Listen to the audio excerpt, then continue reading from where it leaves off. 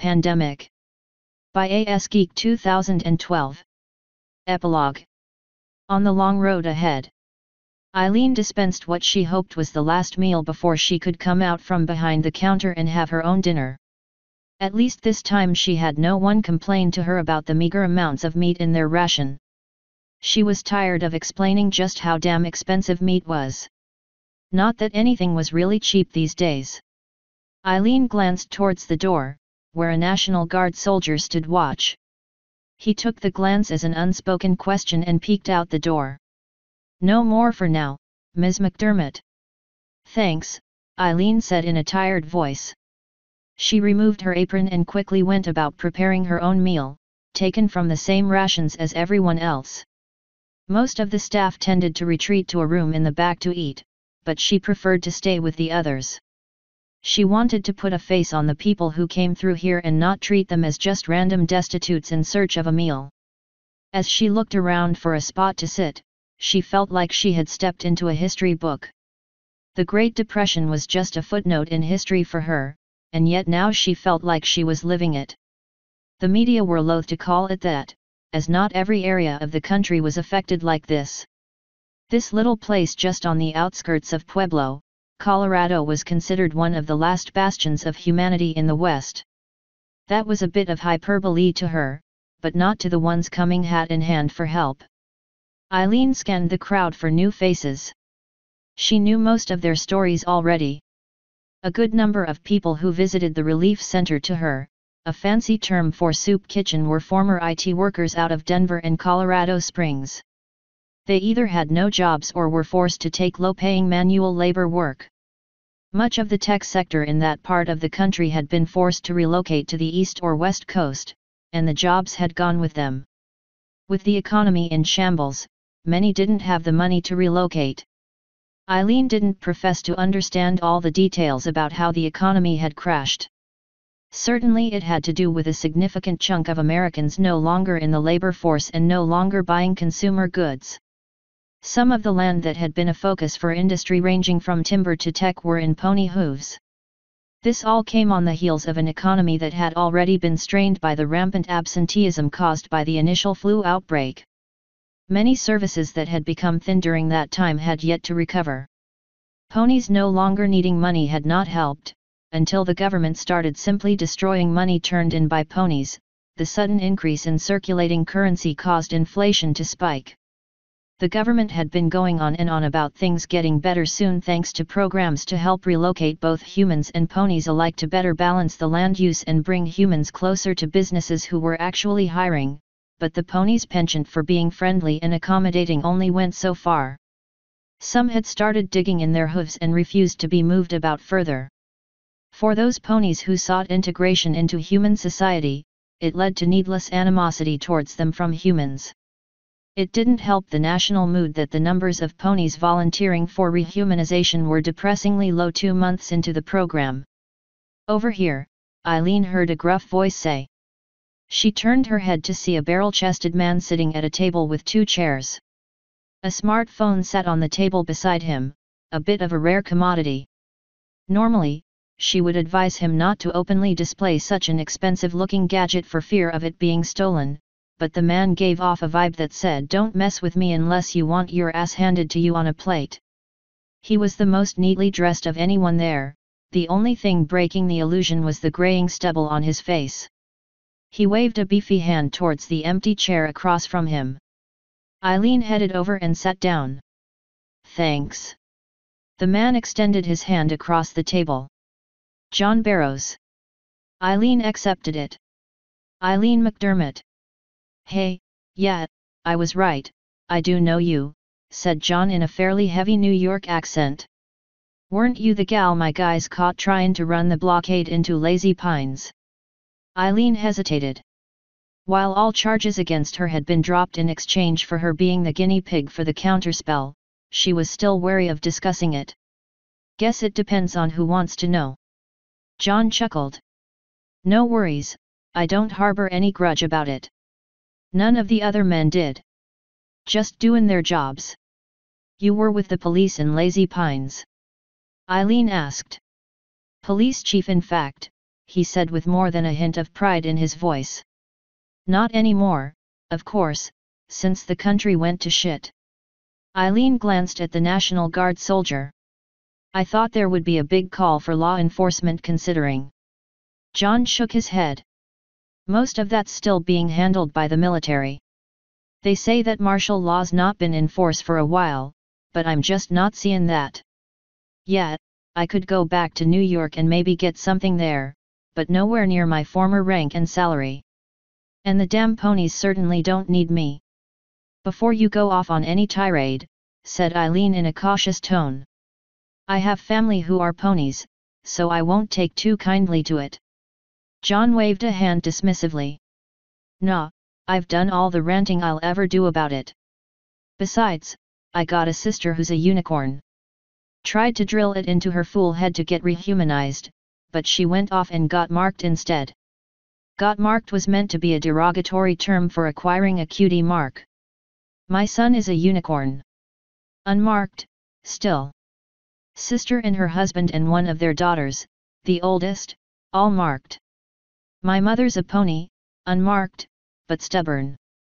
Becoming a pony did nothing to soften that Irish brogue of hers. She paused. My sister's younger daughter Jenny is going for rehumanization.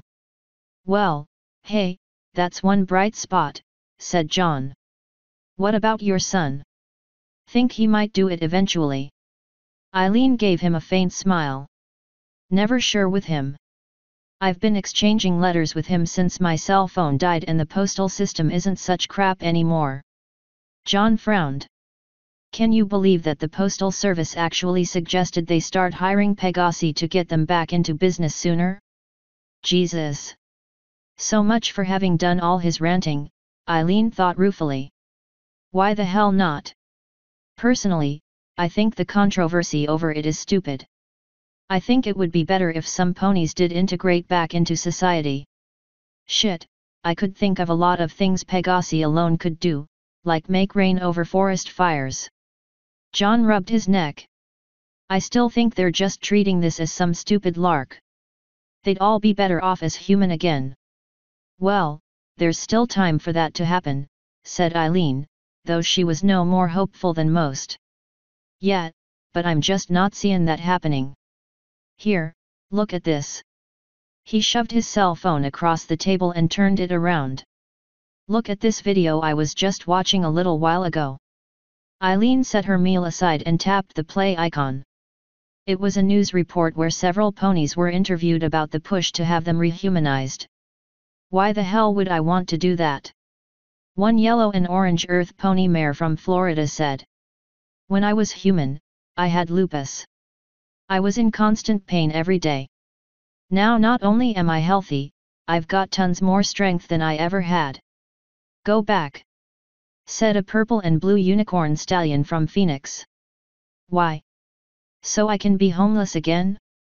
Yeah, it took me a bit to learn to use my horn properly, but I had other ponies helping me rather than treating me like some kinda trash someone dropped on the street. Not everyone who's homeless is a drug addict, you know. The third, a green and yellow Pegasus mare from Kansas, was a little more sanguine. I've actually been thinking about it after hearing the truth behind it all, she said in a soft voice. But, I don't know. I have tons of friends I don't want to leave behind. I do wish humans would let ponies work more with them. There's so many things we can do to help them. Finally, a brown and amber earth stallion from Wyoming spoke.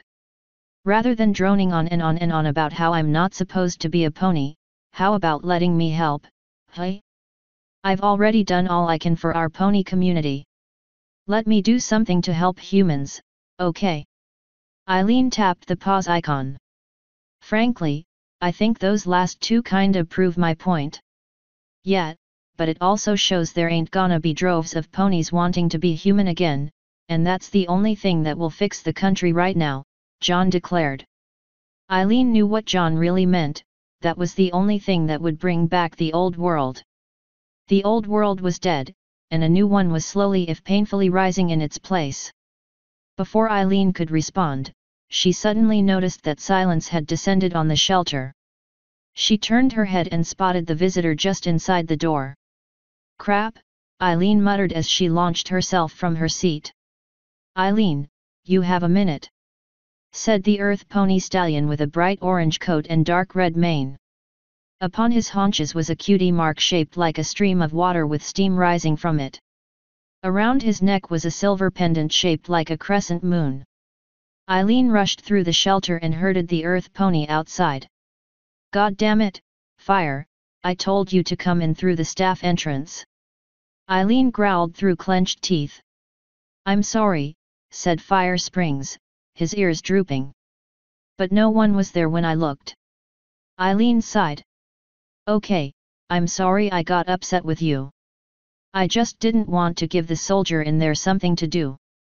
Look, if I'm going to spread the word about reuniting with the humans, I have to live that philosophy as well."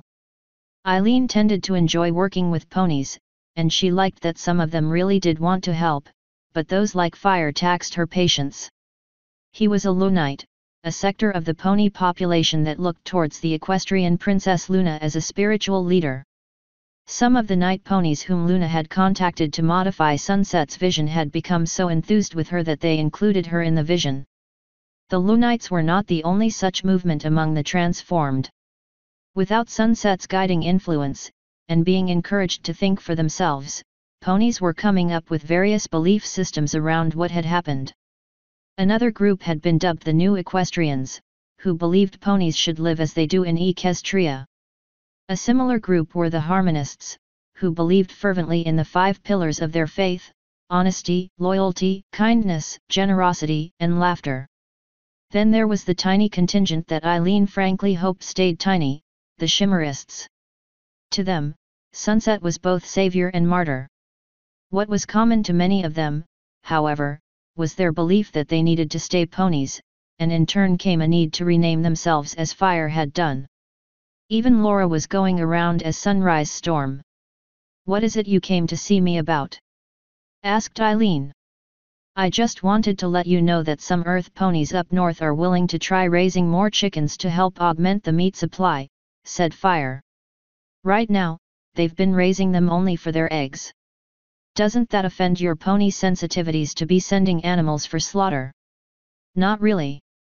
Just because we don't eat meat doesn't mean we begrudge those who do." Eileen sometimes found herself wanting to discover reasons to give ponies a hard time. This really wasn't their fault, and nothing she or any human or pony could do would force her son to make up his mind. "Thanks, Fire, but keep that under wraps, okay? The agriculture business in this country took a huge hit, and the last thing they need is to hear you're undercutting them. As soon as human farms can provide, we'll stop sending food," said Fire. "But if it's ever needed again, you're damn straight we're going to help. We're not going to let people go hungry over a point of politics." Eileen wanted to explain it wasn't as simple as that. Already people were demanding that food produced with magic be labeled like GMO foods were. All sorts of foolish misinformation was circulating, such as eating magically produced food would eventually turn someone into a pony. It was patent nonsense, but even before the crisis, so-called fake news had been an issue. The food industry was a mixed bag. The beef and poultry industry took a huge hit when part of their consumer base vanished. Prices first crashed due to saturation of the market, then skyrocketed as cattle ranchers went bankrupt and inflation went out of control. Producers of corn were hit next, as much of their market was for cattle feed or to manufacture corn syrup, which in turn went into products ponies didn't want. Grain and vegetable markets fared somewhat better, but they, too, were hit with wild price fluctuations and a dearth of replacement equipment. The federal government finally had to step in and impose rigid price controls. It wasn't that there was a lack of arable land for humans to use, it was more finding people willing to work the land in a depressed economy. Earth ponies were more than willing to share their surplus with humans but had to overcome lingering suspicion, misinformation, and politics. In very few places in the US were people actively going hungry, the ponies found a way to work with humans in many unofficial capacities that the federal government tacitly if not publicly supported. Eileen and the rest of the relief center staff never let on exactly how much of their rations were pony supplied. "Nothing is simple anymore," said Eileen in a softer voice. "That's one of the reasons I decided to stay a pony," said Fire. "I felt like it actually had simplified my life, considering I was working 50 and 60-hour weeks at a desk job I hated." Eileen almost repeated the mantra that she had drilled into herself after hearing it from the Purple Pony Princess, that becoming a pony wouldn't solve her problems but it would be wasted on Fire. To him, it had solved his problems. His talent was finding hydrothermal features in the landscape, and he mentioned that he had a long-standing interest in geology and always regretted not pursuing it as a career. Eileen managed a small smile. "I guess whatever works for you. Thanks for the help as always, Fire." Fire Springs smiled, nodded, and headed away. Eileen watched him go. In a way, she felt like she was looking into the future. Humans and ponies had to find some way to accommodate each other. Their very survival depended on it. Asterisk. Laura darted up high above the clouds that were being gathered below, her gaze whipping around as she shielded her eyes from the sun with a forehoof. So far, the coast was clear. The helicopter she had earlier spotted in the distance had not returned. Hopefully that meant they had not been spotted. She dove back down and joined the crew of 4 other Pegasi who were busy creating a small rain shower as fast as they could and as boldly as they dared. Not that she had much work to do, as her cohorts had nearly finished the job. Naturally, they would, with Rainy Skies, otherwise known as Emma, in charge of the detail. Laura flew up to her friend, briefly glancing at Emma's cutie mark, that of a cloud dropping rain and driven by the wind. She still remembered the day it had shown up. Emma had indeed tried her hoof at going back to sewing, and while she had some success with it, the lure of the skies proved too much to ignore. Laura felt like Emma had chosen on her own. When Emma decided to rename herself, she thought it appropriate that their names complemented each other. "I think we got this, Sunny," said Emma. Laura smiled. She still liked that nickname despite its past connotations. She was always careful to introduce herself as Sunrise Storm before letting them call her Sunny. She admitted choosing the name as a nod to her more positive memories of sunset, but decided a break with the past was in order, hence the name Sunrise. The other Pegasi gave the clouds a buck, and the skies under them darkened with rain. "Let's head away under the clouds to avoid being seen," Laura said. The others fell into formation around her as they dove through the obscuring mists of the clouds and broke through into the soft rain. Laura glanced down at the section of forest that had remained far too dry for too long. With a little moisture, the fire danger would be reduced. No one in any official capacity had asked them to do this. If anything, human authorities were still adamant about reining in pony abilities until they could arrange for proper training from equestrian experts. Those experts had failed to materialize for most Pegasi, and ponies like Laura grew more impatient. "This really is ridiculous, you know," Laura said, giving voice to her thoughts. "Yeah, tell me about it," Emma said with a roll of her eyes. "It's been 3 months now. You'd think they'd actually want fully trained Pegasi around when the Atlantic hurricane season started. Or the tornado season in the Midwest. Oh, I doubt they'll let us handle anything that big for a long time," said Emma. "If anything, they'll start blaming us for any bad weather that happens." Laura sighed. She had really wanted to take to heart the idea of engaging with humans and avoid a pony isolationist mindset. Indeed, she had even supported plans to try to make Denver more of an integrated, multi-species city rather than the separated pockets of humans and ponies that it was now. It didn't help that some bright spark among the ponies had dubbed their part of town Ponyopolis, and the name had somehow stuck despite sounding a little silly to Laura's ears. "I have a feeling I know what the delay is," said Emma. "It's not that Equestria won't train us. The unicorns at least have been given some more basic spells." "Yeah, but only very basic," said Laura. "Bob's complained about not being able to do more advanced spells. He figured out all the basic stuff himself. And the earth ponies were given lessons on maintaining the land, Emma continued. But where Pegasi and weather control are concerned, the US government is dragging its feet. I think they're waiting to see just how many ponies will still be around after this rehumanization thing is over. Laura tried to stay away from that topic whenever she could. She knew Jenny was going for it and would unlikely be swayed otherwise. She wasn't looking forward to how awkward things might be between them for a bit. Many of Laura's friends thought Jenny a little funny in the head for wanting to change back, but then again, many of them had already gained cutie marks. Gaining a cutie mark was occasionally bittersweet, especially if it meant that the pony's true talent would take them away from the community. That was what caused Joan to move away when she gained her mark of a bird with a bandaged wing, realizing her true calling was back in bird rehabilitation. "You're probably right," Laura said in a glum voice. "Is it me, or are humans still trying to pretend that we're going to go away if they wait long enough?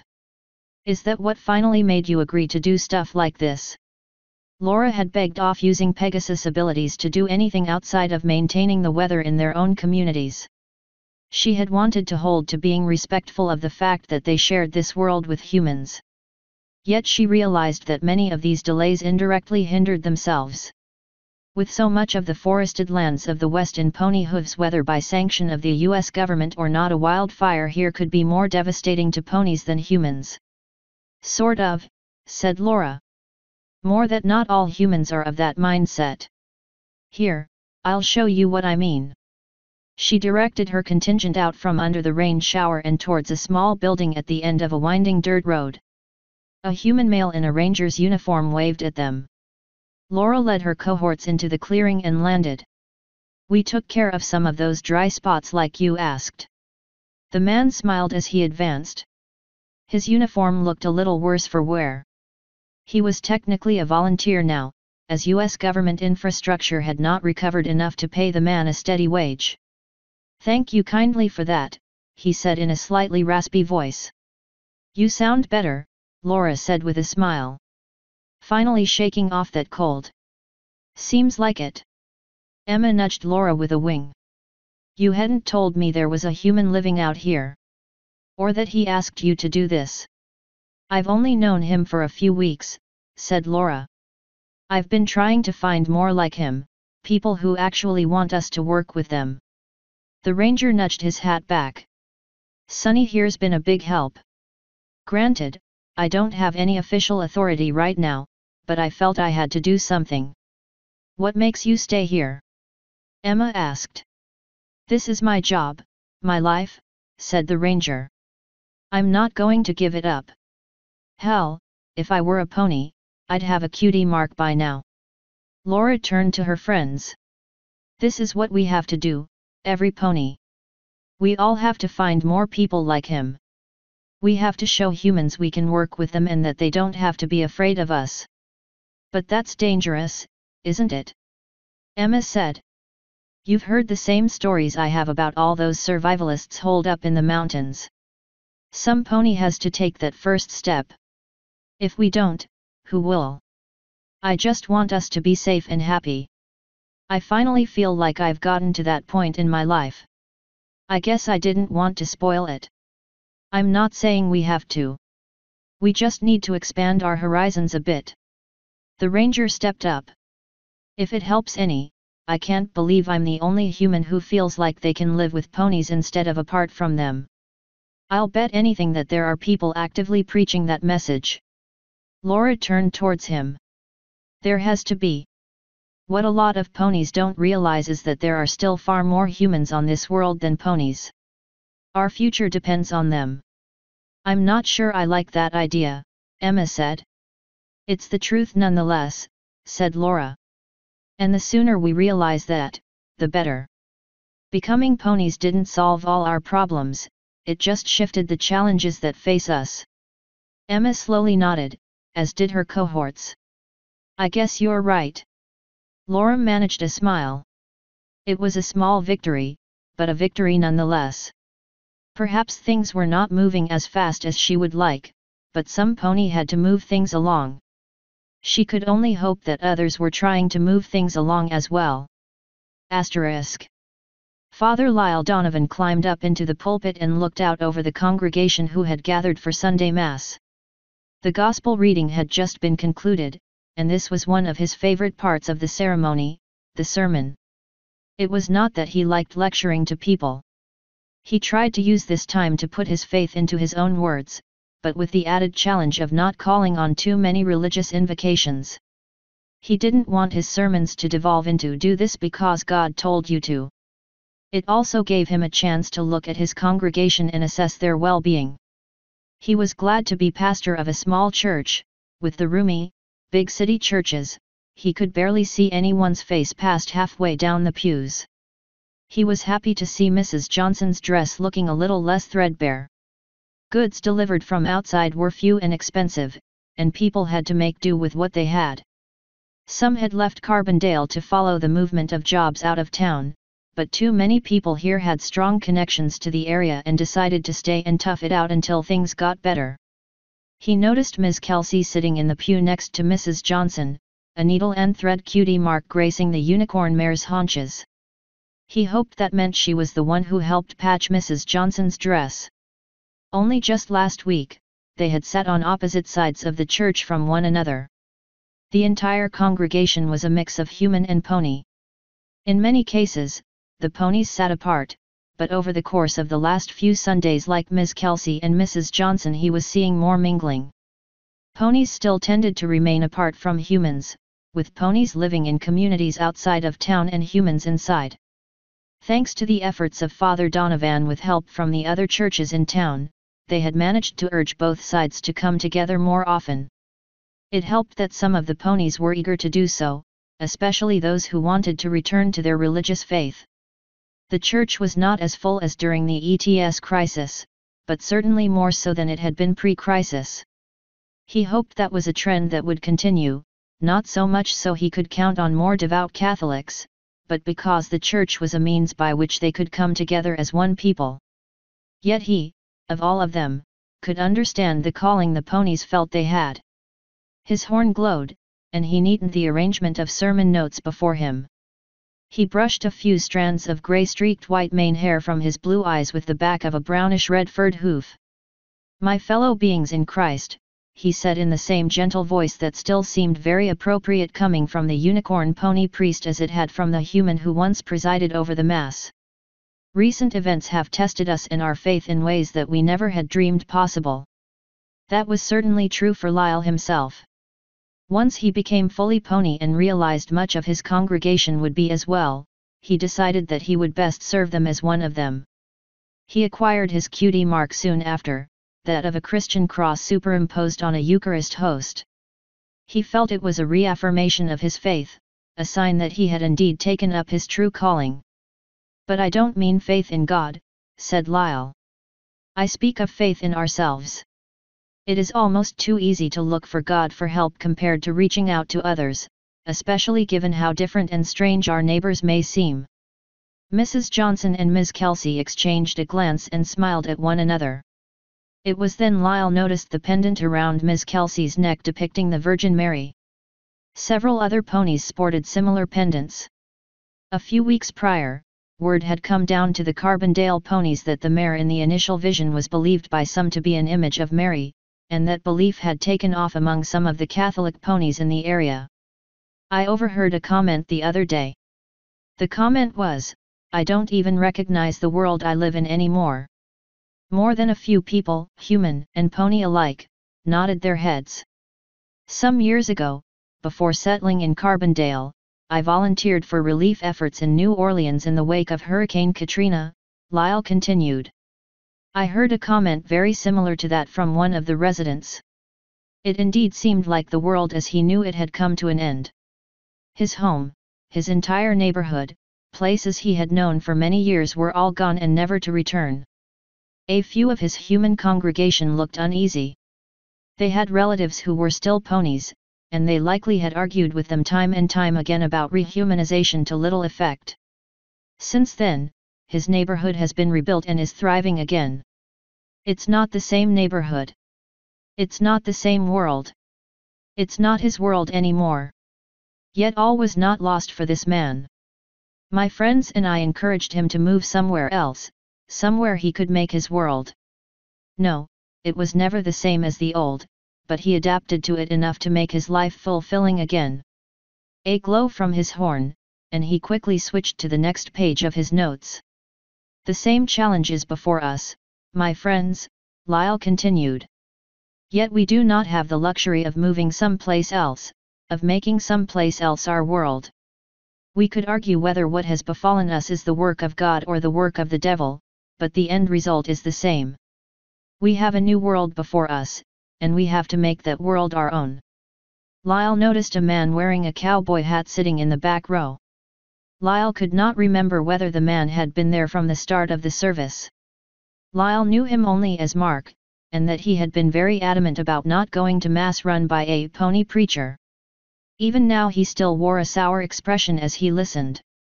"There is another reason I've told you this tale," said Lyle. "The man was not of my faith. He was not of my skin color, well, at least what I had as a human at the time, and certainly not of my culture. It mattered not. I helped him just the same. Perhaps those differences seem almost trivial now. They should. We were all children of God then, and we still are now. He does not turn his face away from us just because some of us have hooves, horns, and wings." Lyle glanced at Mark again. His expression had changed from sour to stoic. There had been an incident of a man bringing a gun to a service at one of the other churches. Fortunately, one of the unicorns present acted fast enough to yank the gun out of his hand before he could fire. Lyle would rather not be forced to put his magical talents to use in that regard. "I certainly know and understand the pole ponies have to come together in their own communities," Lyle continued. "But in my mind, it is vastly overshadowed by a greater need.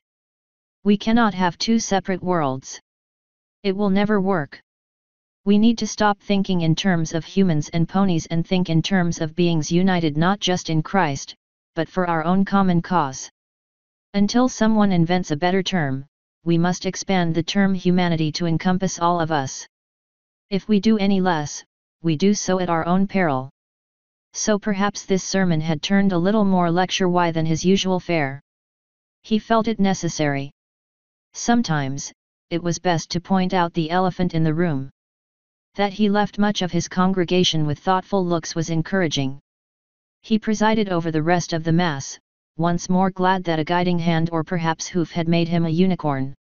It certainly made communion rites easier to perform than it would have been with hooves. After the concluding rites, Lyle did what he did after every Mass, stand at the top of the steps to the church and greet those who filed out. As a human, he would shake hands with those who wished to do so. He still offered his hoof to any who would want the contact, but in the first weeks after his transformation, only the ponies would take him up on it. Slowly, a few humans braved it, and that morning, a lot more had. Perhaps he had gotten through to them after all. Finally, it was down to Mark. Sitting in the back of the church, he could have been one of the first out, but he specifically waited until the rest had left. Lyle admitted to a little wariness but didn't show it. When the man came to him, his expression was uncertain. He took off his hat and fiddled with it. Nice preaching there, Father," he finally said in a subdued voice. Lyle smiled and nodded. "Thank you." Mark scratched his head. "Look, if I ever seemed riled up at ponies, it's because my family lost their ranch. It was everything to us. I know it's not the pony's fault, but sometimes a man's gotta have an outlet for his feelings, you know? Even if it's not the smartest outlet." "I understand," said Lyle. "I wasn't expecting to hear what you said in your sermon. I was expecting you to go on about humans being more like ponies. Something like that." "I realize some ponies are like that," said Lyle. "Ponies can be different from one another. And that, in turn, makes them not too unlike humans." "Yeah, I think I see what you mean," said Mark. "It's gonna take a while before I can get chummy with them, you know. I realize it will take time. It won't be solved overnight. We have a long road ahead of us, my son, even if we started working together right away. It's not going to be easy. Faith in God is almost easy compared to faith in ourselves. Mark nodded, fiddled with his hat for a moment, then thrust his hand forward. Lyle smiled and placed his hoof against He-Man's palm. God bless you, son. You, too, father, Mark said. Asterisk. I can't believe you're going to go through with this. James cried. Jenny did not respond right away. She sat by the suitcase she was packing, having refused assistance by her mother whose horn could have likely finished this task already. Draped over her forehooves was what had been one of her favorite shirts as a human, one depicting a fairy surrounded by an enchanted forest. She had retrieved it from their old house once the military had pulled out of what was once lazy pines. She sighed and tried to fold the shirt as best she could. She had wanted to do this packing herself to help further emphasize that her decision was the right one. Her heart ached just the same as she heard the plaintive tone to James' voice. We've been over this already, Jenny finally said in a low voice. Stop trying to make it harder. James stomped a hoof. Since I think you're making a huge mistake, I'm damn well going to make it harder for you. Jenny rose to her hooves and spun around. Now who's being selfish? James' pupils shrank slightly. What are you talking about? I'm only thinking of you. You sure about that? Jenny, you told me yourself, the night ponies have been helping you ever since that enchantment holding back your memories was dispelled. You won't have that anymore as a human. Jenny took a deep breath and tried not to shudder. The night ponies had tried several times to reach the minds of humans as they slept to no avail. Their abilities apparently worked only on fellow ponies. I can deal with a few nightmares, Jenny muttered. But the point is, you don't have to, James insisted. I've explained this to you before, Jenny said in a tired voice. Dispelling that enchantment did more than just unlock those traumatic memories. It made me really remember what it was like to be human. What, and suddenly you don't feel comfortable as a pony anymore? Yes, she did still feel comfortable in her pony body. She could have easily stayed in it for the rest of her life. You still don't seem to understand, James, and I'm getting tired of explaining it to you. James stepped closer. Try me one more time. Jenny frowned and stepped back, foiling his attempt to get her to better breathe in his scent. That always seemed to calm her, but right now, she wanted to remain riled up. Being comfortable with this body doesn't mean I'm comfortable with myself, and I'm not at all comfortable with how I got here. I was forced into this, and I need to decide for myself what I want. But if you go back to being human, you won't want to be a pony again. I don't even know if you could change back.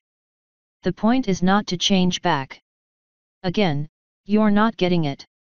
Your whole family are ponies, James insisted. Your parents, your sister, Bob.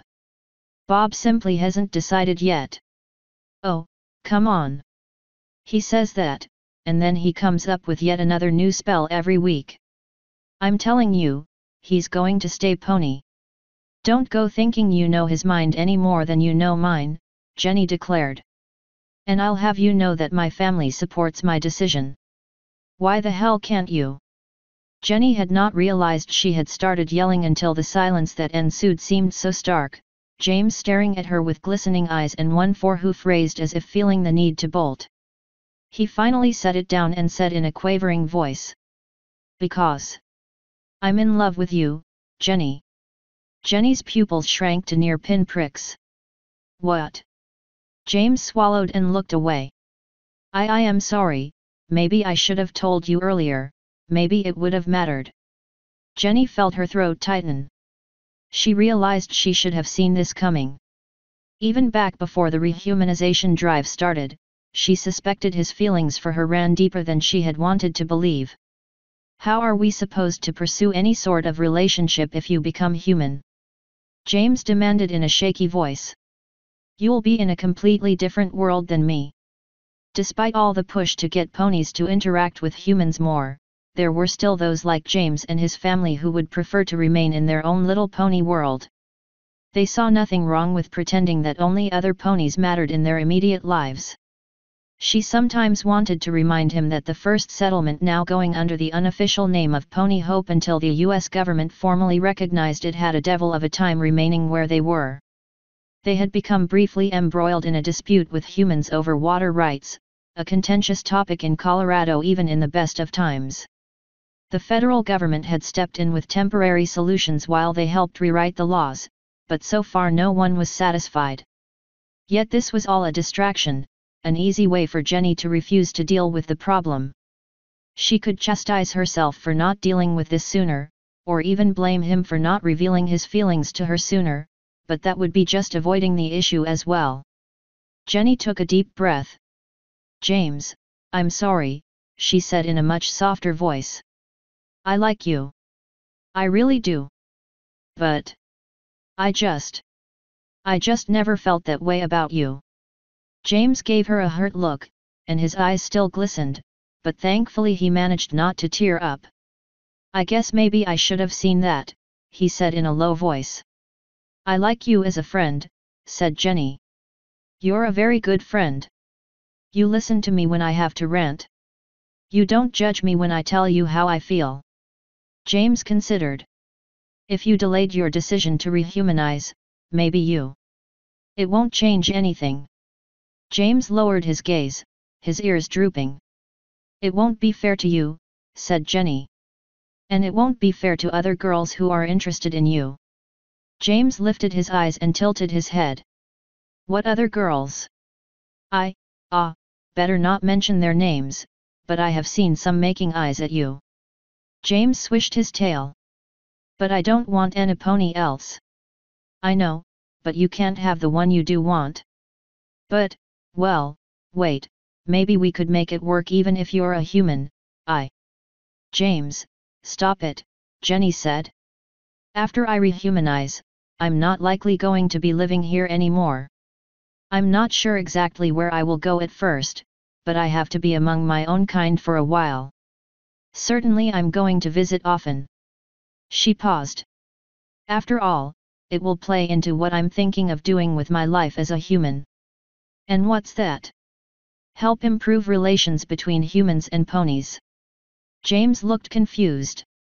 "And just how does that play into your love of fantasy?" Jenny smiled wanly.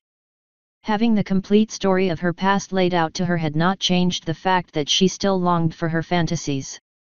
That had been a sign that perhaps they were a natural part of her after all. What's more fantastic than helping humans deal with little magical ponies in their midst? James gave her a faint smile. "I guess I can see that. Right now, I feel like I'm straddling two worlds," said Jenny. "In a way, considering the state of the world right now, that's not really a bad thing. But I need to feel more grounded in one or the other." James stared. "What?" Jenny inquired. "It's just. I don't know, it's like this is a side of you I've never seen before." "What do you mean?" "Please don't take this the wrong way, but you just seem a lot more, well, mature." Jenny almost laughed. She thought back to the countless discussions she had had with her parents about that topic. None of them had worked. It had taken being transformed into a little pony to make her see the truth. "Maybe the girl you think you're in love with is the one that's not really me anymore. I've changed since we started going together as humans." James tucked his tail between his hind legs. "I guess I was hoping we could be more like Tina and Bob. They have more in common than we do, than I think we ever did." Jenny paused. "And not to put too fine a point on it, James, but Tina would support Bob more if he decided to rehumanize. If you really want us to be more like them, give me that support." James was silent for a long moment before he finally said, "I'll try. I really will." Jenny let out a small sigh of relief. Despite how supportive her immediate family was, it would help having a friend outside that arena make the effort to understand and encourage her. When she had been transformed into a pony, she had no choice. This time, she was making a choice, and to her it felt tantamount to deciding to have some sort of huge elective surgery. She was about to disrupt her life again, and by her own decision. She gave him a brief hug. "Thank you." James managed a small smile at the contact, even if it were bittersweet. "How much time do we have? When are you going to do this?" "In 2 weeks," said Jenny. "It was going to be in a few days, but we changed the appointment when my dad found an opportunity to head to Grand Junction to see if he could reconnect with Aunt Mary and Grandfather George. Asterisk. Harold was grateful when the old pickup truck finally came to a stop on the dusty road a few miles short of Grand Junction. His muscles ached from being bumped about on the badly rutted road. The healing wound on his flank where he had been grazed by a bullet still hurt. At least it wouldn't bleed anymore thanks to the unicorn he had encountered in a pony settlement outside Vale who had a healing spell. "Here you go, buddy," said the beefy man at the wheel. "Far as I can take you." Harold looked out the window, and his heart ached.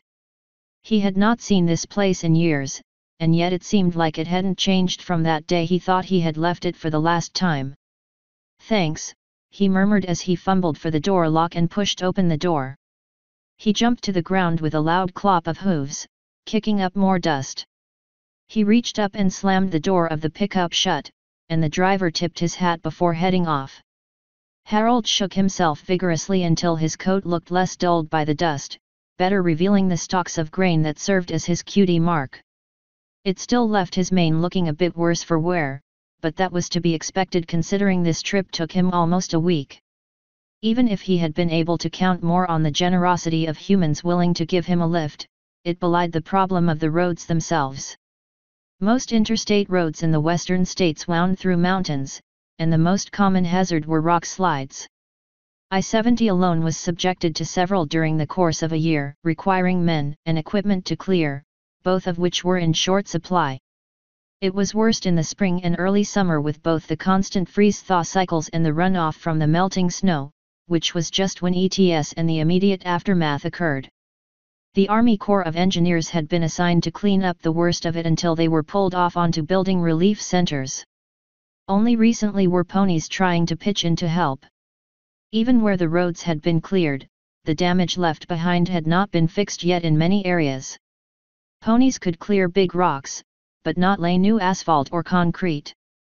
Harold's heart pounded as he advanced further down the road. Despite his great earth pony strength, he felt very vulnerable as he recalled what Mary had described of armed men circling the farms and ranches as if they had become bunkers. He had already been shot at once when he chanced upon a small camp of survivalists. The ponies of the settlements he had passed through who kept him supplied with food and water told more tales of small bands of humans who violently defended their land not just against ponies but human authorities who would seek to displace them. The National Guard had to be called in on multiple occasions. He crested the hill, and at once he was taken with the sudden contrast. The dusty roads had been testament to the greatest challenge of farming in this particular area, the fickle weather. Harold was always concerned for his father's welfare, and often kept abreast of the weather conditions. Before ETS hit, he had already known his father would have a tough season this year. All that had changed. Before him spread a luxuriantly green landscape, the crops already up and ripening, far more advanced than what they had done back in Pony Hope. The place was indeed guarded, he just had not expected the guards to be ponies. 2 massive stallions, an earth pony and a Pegasus, stood guard at the road winding into the farmland. The earth pony had gray-green fur and a brown mane, the mark of a cracked boulder on his haunches. The Pegasus had a sea-green coat and light blue mane, his mark that of water misting over tilled soil. They didn't carry weapons per se, but the earth pony looked stronger than even Harold, and the Pegasus had huge wings to match his stature. They were not ponies he would want to get on the wrong side of. That was precisely what did not happen. At the sight of Harold, they smiled, and the earth pony gestured, saying in a deep voice, "Come, friend, you are welcome here." Harold trotted towards them, still feeling a bit wary, especially when he saw that the earth pony wore a pendant shaped like Sunset's cutie mark. "If you are in need of food or shelter, we'll be happy to provide," said the Pegasus. We ask only that you assist us in return. I'd be happy to help as long as I'm here, said Harold. Though I'm not staying all that long. We have enough ponies to sustain us for now, said the Earth Pony. We have enough food and water that we can provide for some of your return trip. My name is Strong Hooves, and this he gestured towards the Pegasus and gave an amused snort. Is Jim? The Pegasi Jim rolled his eyes but smirked. Yeah, I know, I haven't quite bought into the whole pony naming thing. Lemme alone. Harold managed a weak laugh. Don't feel bad, Jim, I haven't quite either. Name's Harry Tanner. Strong tilted his head. Tanner? George's boy. Harold's heart leapt. Yes. George Tanner is my father. Is he here? Oh, yeah, he's here, said Jim. He chuckled. And as ornery as he ever was. I'm here to see him. I wanted to find out how he's doing. Yeah, no worries, said Jim. Hell, I'm sure your sister Mary will want to see you as well. If you want to see her, that is, Strong said in a suddenly cooler voice. Jim sighed. Oh, don't go there again, Strong. Harry here is family. What's going on? Harold said in a wary voice. Strong frowned. Let's just say we've heard some rather unsavory things about how humans are treating ponies. We've had this land as humans for generations. We're not moving, period. We don't give a shit that Earth ponies can make any land good. If humans want our surplus, they're welcome to it, but we demand a little respect in return. Harold glanced between the two massive ponies. I take it you've had some run-ins already. Yeah, unfortunately, Jim admitted in a sad voice. One of us was killed. That was before your sister showed up. So you can understand why we were reluctant to take her in, said Strong. But George was insistent that we did. Harold pieced this together in his head. So his sister Mary was human and his father was pony. I'd really like to see her, too. Jim turned to Strong. I'm supposed to go off shift in a few anyway. Mind if I knock off early and show Harry around? It's been quiet today, it should be fine, said Strong. Jim nodded his thanks and swept a massive wing around Harold. This way. Harold glanced back at Strong Hooves before leaning closer to Jim and saying in a low voice, Is he always like this? Try not to take him too seriously, Jim replied in an equally low voice as he folded his wing against his side. He's bought lock, stock, and barrel into the whole idea that this pony thing was humanity's salvation or whatever. Frankly, I thought his beliefs were a little out there even before all this happened. And what about you? Harry asked. Jim shrugged. Me, I've been doing farming all my life. I was an irrigation specialist. He laughed and opened his wings briefly. Ha! Still am. So I just rolled with it. Beats having to set up and maintain expensive equipment. Even though Harold had committed himself to remaining as he was indeed, he received his QD mark the moment he had made that decision. He still tried to take nothing at face value. Both the alien ponies and Bob had helped him question exactly what the future of ponies on Earth would be. It certainly was no longer as cut and dry as it had seemed to be that morning after the vision. I have to admit, I feel a little bad for Mary, said Jim. I think she feels out of her element. She can't do things nearly as well or as fast as the Earth ponies, so doing actual farming here didn't work out. Only reason I think she's here is to be close to George until she figures out what she really wants to do or where she can go. Just how much of Grand Junction was affected? Harold asked. About half the population. Most of the humans have started to move away. No jobs for them. It's becoming more of a ghost town every day. That saddened Harold. Some of his fondest memories as a kid had been taking the occasional excursion into town, usually to treat themselves to dinner at a restaurant or to drive over the Colorado National Monument. I've heard some ponies talking about trying to reclaim parts of the town for themselves, said Jim. Even going so far as to replace the houses with ones sized more for us. Don't know if it'll go anywhere, though. You'd be surprised how many people or banks or whatnot claim they still own all the property when no pony is using it. Ridiculous, if you ask me. Isn't that the same that you and your fellow ponies here are doing? Harold asked. Claiming you still own the land. We're here and still working this land, they're not, said Jim in a more serious tone. Big difference. Harold decided not to pursue the point further, for they had turned down another very familiar road which led to one of the small buildings provided for hired hands living on the property. His heart lurched when he saw the very familiar form of his sister sitting just outside the cottage, her long sun-bleached blonde hair tied into a single loose braid that seemed to glow in the sunlight. A wide-brimmed hat adorned her head, shading her blue eyes. Her nimble fingers were working needle and thread as she appeared to be patching a work glove. "Hey, Mary!" Jim called out. Mary lifted her head. "Heya, Jim. What's up?" Her eyes shifted to Harold. "Who's your friend there?" "Another visitor from the settlement near Palisade." Harold surged forward a few steps and said before Jim could respond, "Mary, it's me, Harry."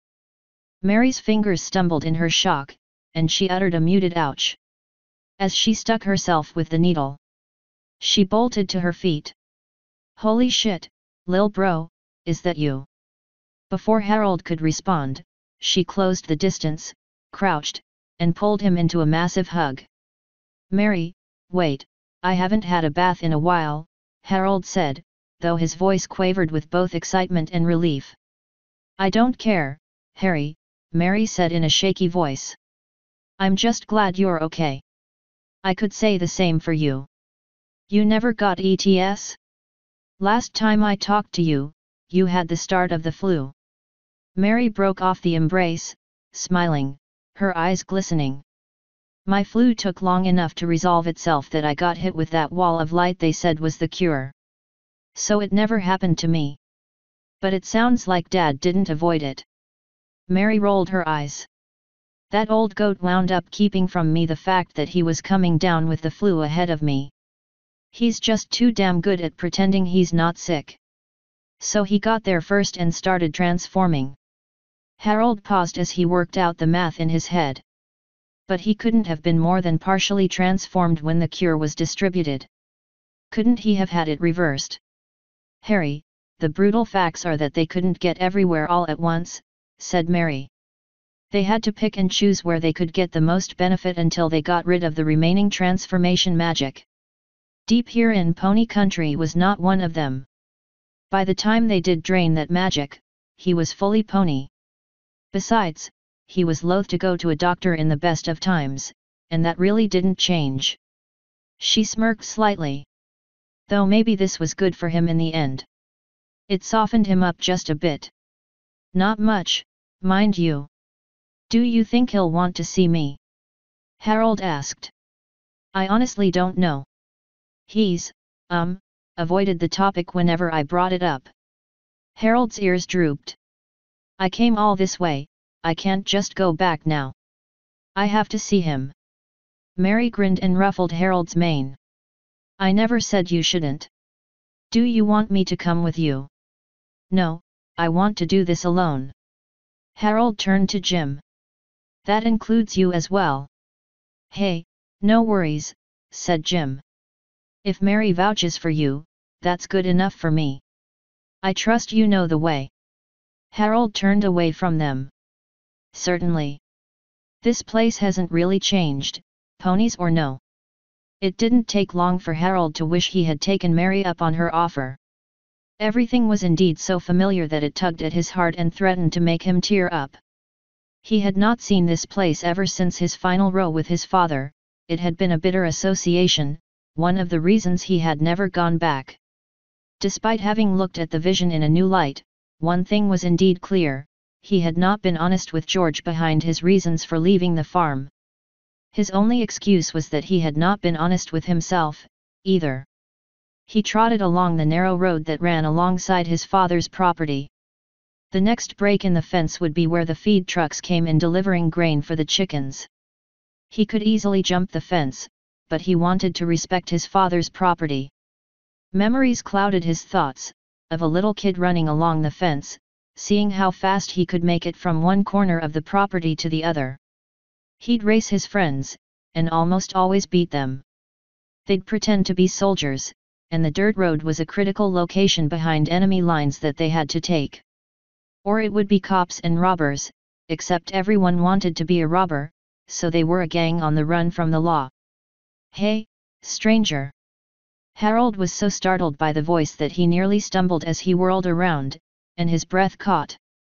Approaching him from the other side of the fence was a hardy earth pony stallion with almost the same red coat as himself, except a shade darker. His mane was brown streaked with bits of gray. His eyes were deep amber.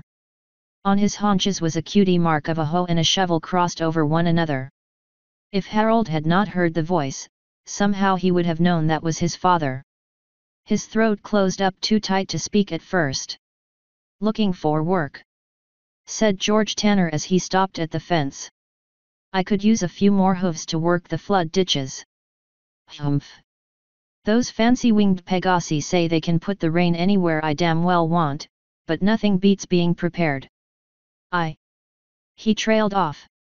He sniffed the air. "Wait. Why do you smell familiar?"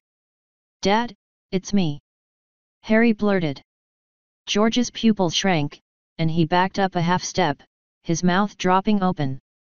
Harry," he said in a small voice. Harold swallowed hard and nodded. "But, why you?" George frowned slightly.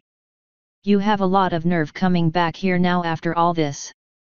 After you left me all those years ago claiming you didn't want the life of a farmer anymore, and now you show up with that cutie mark and expect me to just forget that you ever, that. With his own emotions in turmoil, Harold failed to hear the anger in his father's voice quickly break down. "Dad, I'm sorry I never told you the truth about why I really left. I don't want to go into that right now. I just wanted to know you're safe and..." Harold never finished his sentence, as he was startled by his father's mistimed jump that took part of the wooden fence down when his rear hoof caught. At first, Harold thought George had simply stumbled into him when he landed, until he felt his father's forelegs wrapped tightly around him. "I've missed you, son," George said in a choked voice. "God is my witness, I've missed you." Harold had no words. He simply hugged his father in return. Explanations and reconciliation could wait. What mattered now was this moment. Harold fervently believed that moments like this would be the light on the otherwise dark and foreboding long road ahead. The end. For now. Author's note. Thank you all who stuck with this story for so long. As the ending implies, there will be sequels, but I will be taking a break first. I will make a blog post in a few days about it. Also, a brief shout out to Sir Chaos Omega for the inspiration behind Laura's pony name. End author's note.